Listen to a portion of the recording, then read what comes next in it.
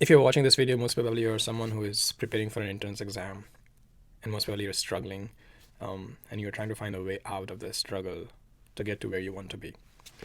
First of all, I do not take this with any amount of disrespect or ease. What you're going through, your pain is very personal. What you are going through is only you can understand. But I'm hoping in this video that I can offer a few advices that have worked for me throughout my life, because I have someone who has gone through multiple entrance exams when I was a student back in India, and even when I moved to America and I did my 3 master's degrees, and now I'm doing a PhD at Columbia University. I have to often I don't have to take entrance exams anymore, but I often have a lot of deadlines and submissions, and I often have to focus really deep to do the things that I need to do. And for me also, life often gets very overwhelmed, and I have a little bit of past traumas and stuff, so that comes out too.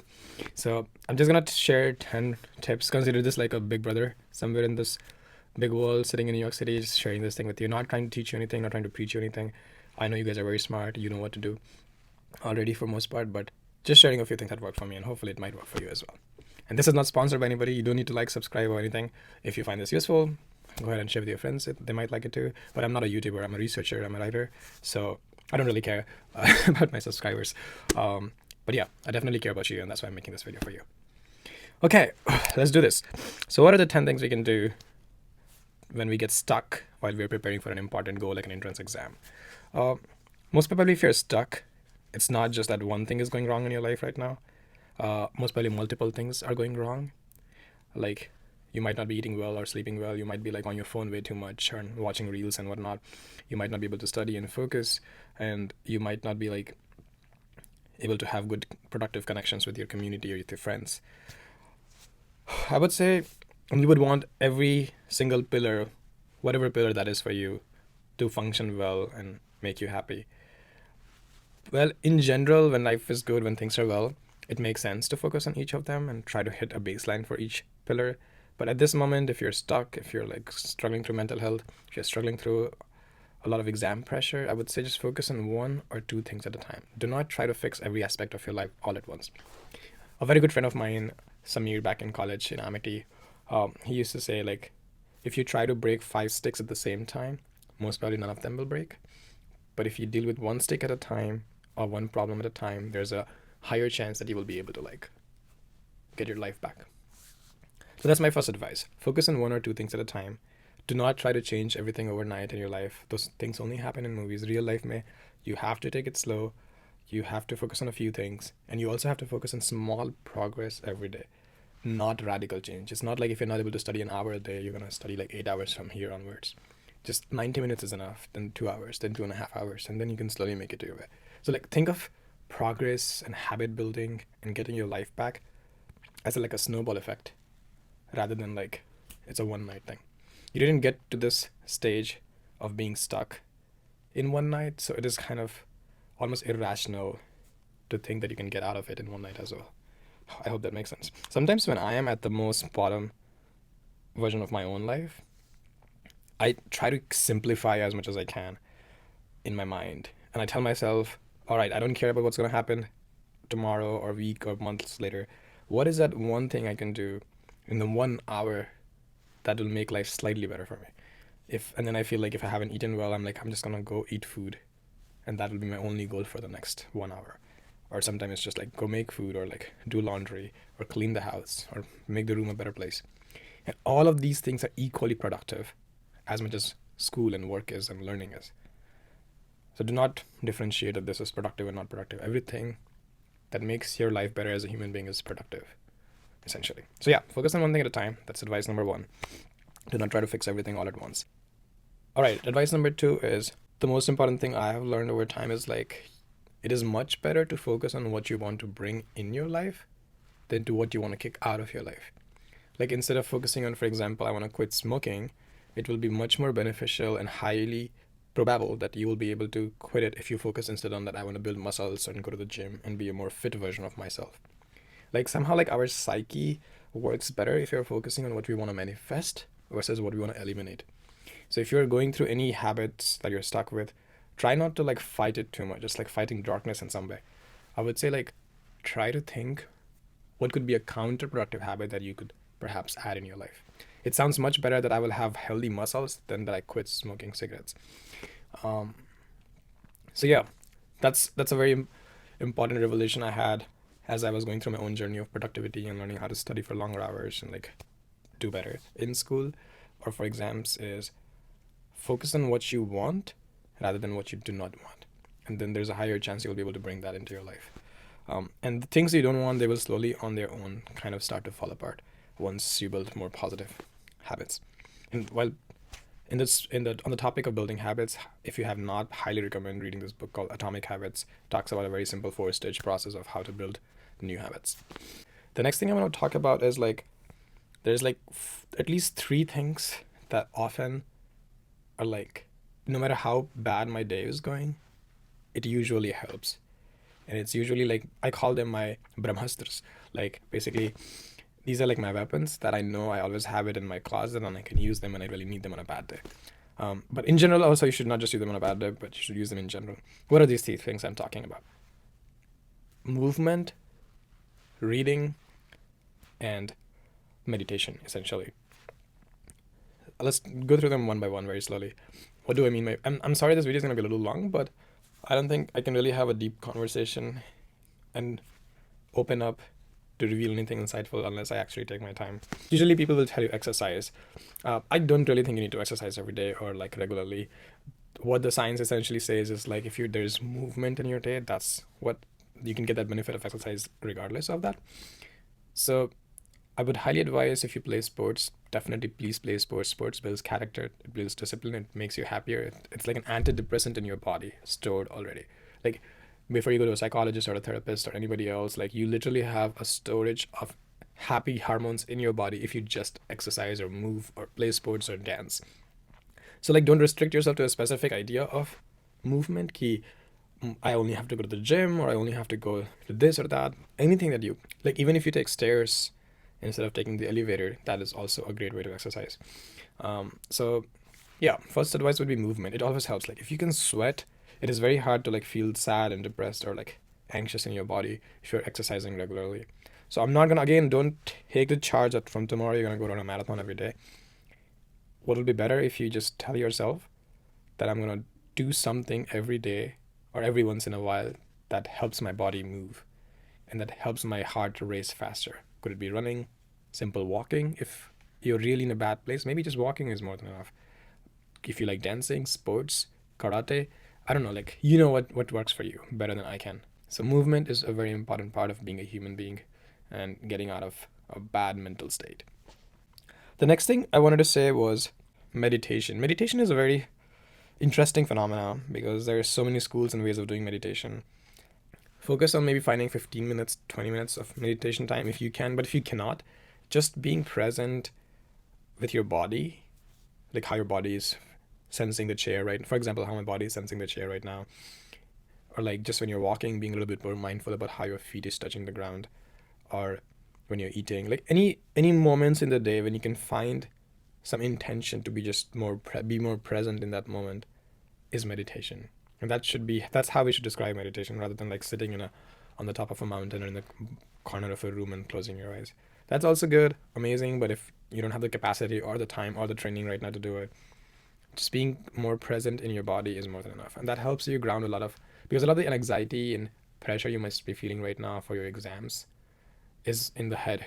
And when you live more in your head, the problems become even bigger and bigger. So if you can find ways to ground yourself in the body, in the moment, in the present, it can reduce significant amount of anxiety.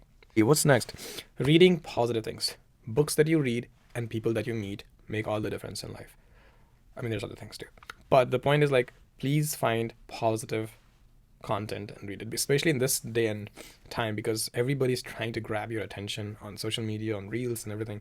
And your mind is full with stupid junk and nobody has time to eat or consume good stuff. So you will have to be very intentional to follow good motivational YouTube channels or like Instagram channels and Even better than that will be just going back to good old days and reading good things, maybe 5 pages of a motivating book or something like that.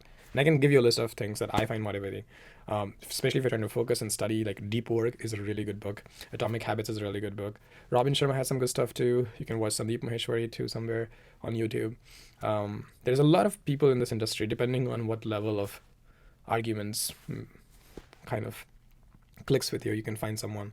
India is the world is right now full of motivation speakers, but yeah, again, that in the same sense, do not get too caught up in that industry too, because it's also like a business at the end of the day. Um, and what works for one person may not work for the other person. So yeah, see what works for you. Take it from wherever you can take it from. But the goal is like at least read once in a while something positive, or watch something positive, or listen to something positive. It could be as simple as like listening to a positive motivating song. Like some days when I can't get out of my bed, I just put on my headphones and I play a song from the movie Dangal. Helps me out every time. Or like a Punjabi song or a Spanish song. Like, because I kind of know that my body is feeling a lower state at that time. And one of the ways to uplift your state is to introduce something positive. And music is usually the easiest way. Or if I feel like reading, I can read to something, and that also inspires me always. So meditation slash mindfulness, I would rather call it. Movement, exercise, whatever, and then reading. These three things have always been my best friend, to be honest with you. Then sometimes another thing that can be very helpful, which will be my advice number 6 right now, would be journaling.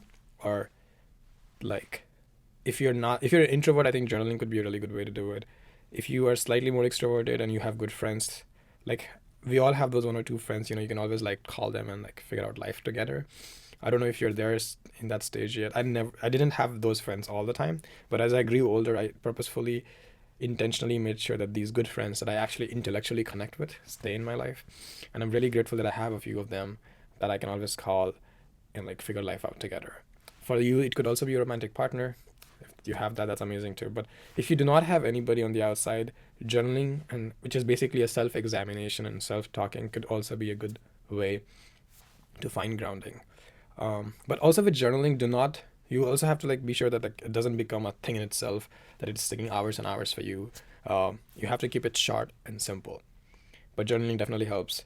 And in terms of talking to other people, this might be a good point for me to also say that if you get chance, and if you have the resources to get counseling or therapy or even a psychiatrist, depending on how severe your condition is, if you're experiencing severe depression, it is absolutely okay to go out there and get help.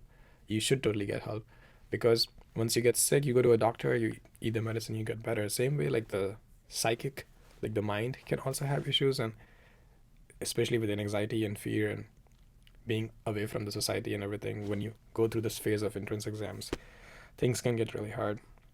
So I will highly advise, if you have to, please, if you think things are getting out of control and you're having very dark, depressive, suicidal thoughts, it is very important to reach out to someone.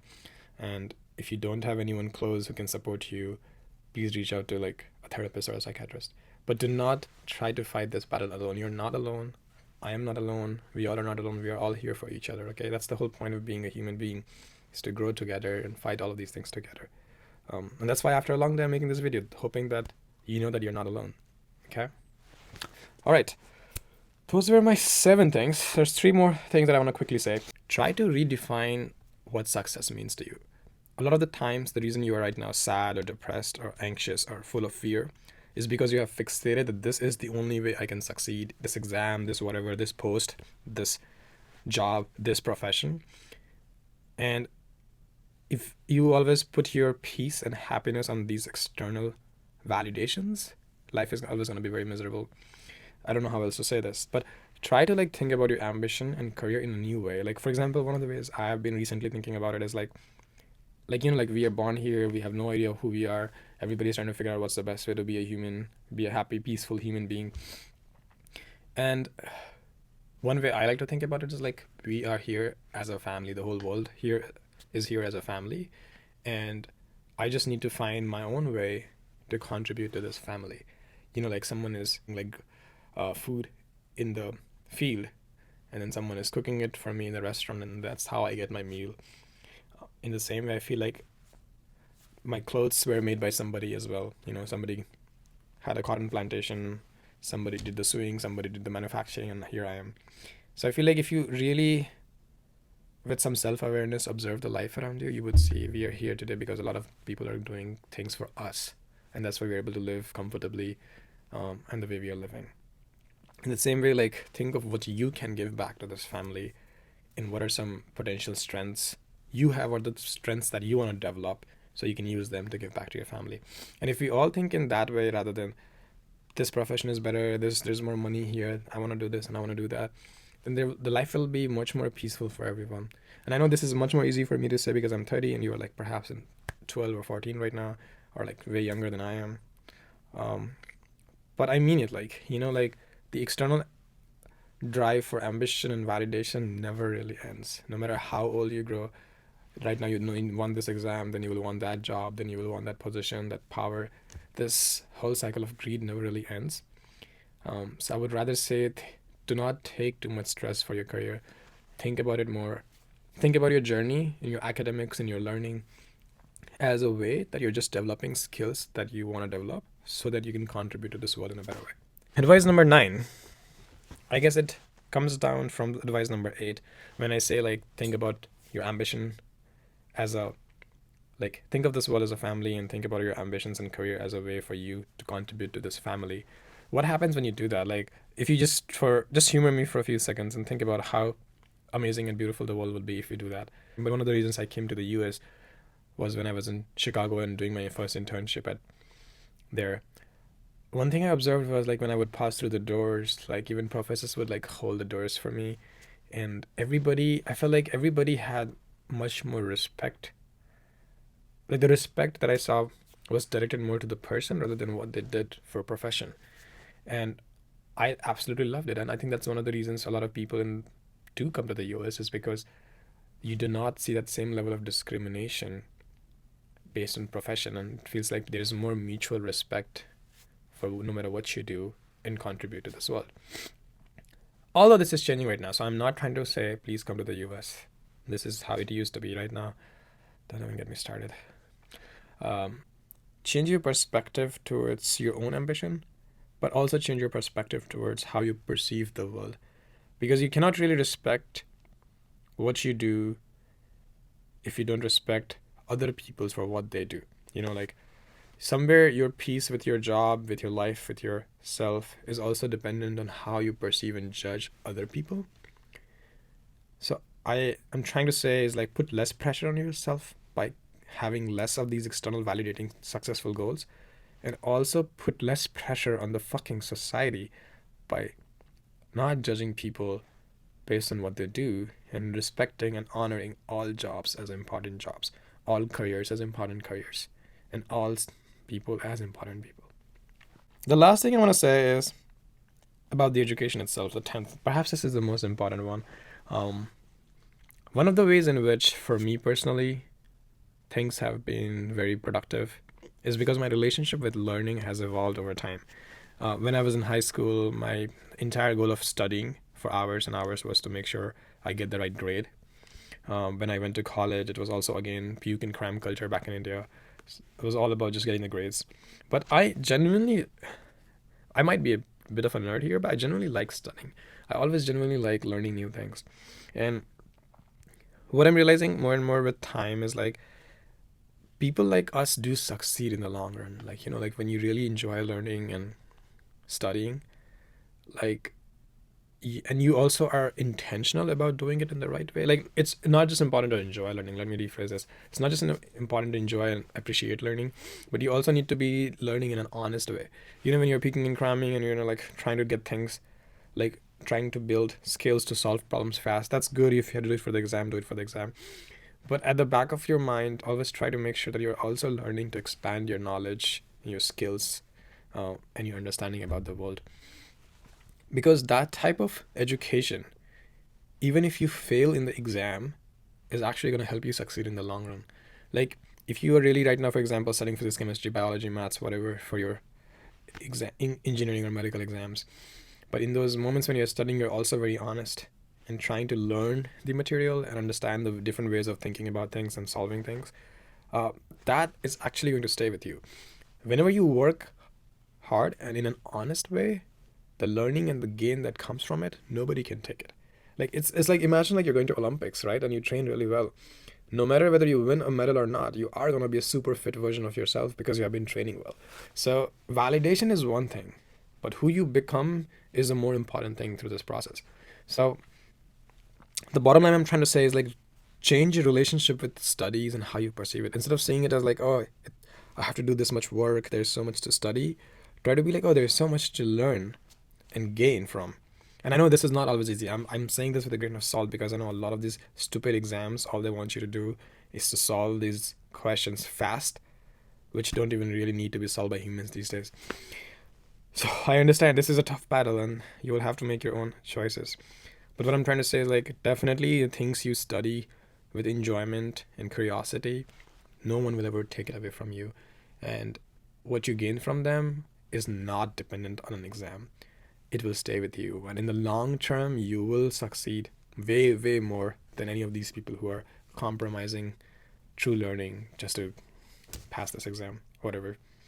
I'm not saying you should not compromise. Look, I hope this doesn't demotivate you from studying for exams. We still need to study for exams. But what my goal is to say is like, learning is way more important than exam, and will eventually come back to you with a lot more gains than any exam can. And people who learn and grow are ultimately going to succeed way more than anybody else I know. And I've seen this in my life. It took some time. I had to go through a long process, but eventually I feel like, even at Columbia, like, I'm not to brag, but I'm emotionally in my 30 of my PhD, and I have like already published 12 papers. And I really enjoy doing the work I do. A lot of my friends here also, like, I see them struggling because for them work is work. For me, it never really is work. It's like learning and growing and training and building skills. So I actually enjoy what I do, and that helps me a lot to do and succeed than people who see work as work. So that's the last advice I have as you're building all these positive habits and change of perspective. Your relationship with learning itself needs to change too. Like, you need to see this as a fun, playful thing. It does take effort. There is no denying it. You have to focus and put in effort. Then only you learn. It's not a flow thing. There is deliberate efforts required to learn and gain new skills. But see this as like, when you're in the gym and you're pulling up weight, you're slowly building your muscles. And when you get out of the gym, the next day you feel better and stronger. The same way, you're sharpening your mind with focus and content and ways of thinking. And it will kind of give you a kind of an internal happiness as you age older. I'm talking like a 50-year-old right now, but I hope you get the point. None of these stupid exams are anything compared to your well-being and happiness. Because once you go through this trauma, this will be very hard to get out of. Exams will come back next year or the next year or after a phase. The traces of trauma on your consciousness, it will be a lifelong process to heal, just so you know. So be very careful not to do that to yourself. So yeah, those are all my advices. I hope some of them are helpful.